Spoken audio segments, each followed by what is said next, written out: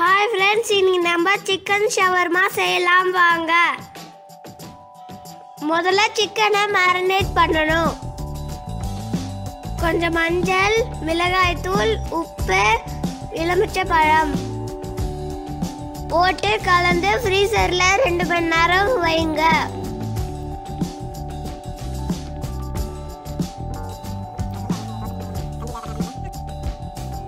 ஒரு கடாயில எண்ணெய் ஊத்தி சிக்கனை வறுத்துக்கோங்க.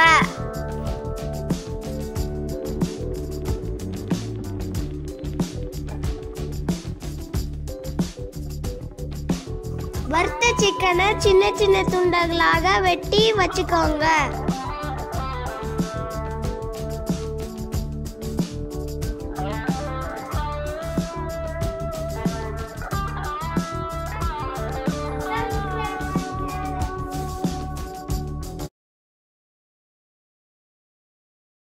ஒரு முட்டையை மிக்சர் ஜார்ல உடைச்சு ஊத்திக்கோங்க.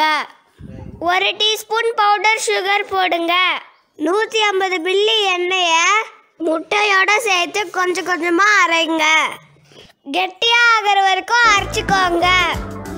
அரைச்ச மயோனைஸ்ல கொஞ்சோண்டு பெப்பர் போட்டு கலந்துக்கோங்க. இப்போ ஷவர்மா ரொட்டி செய்ய போறோம். 1/4 கிலோ மைதா, ஹோம்மேட் ஈஸ்ட், உப்பு, எண்ணெய் போட்டு பிசைஞ்சு வச்சுக்கோங்க. ஹோம்மேட் ஈஸ்டுக்கு டிஸ்கிரிப்ஷன்ல லிங்க் இருக்கு.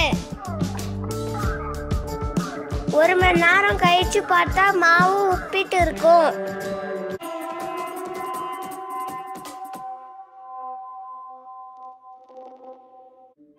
இப்ப ரொட்டி செஞ்சு வச்சுக்கோங்க.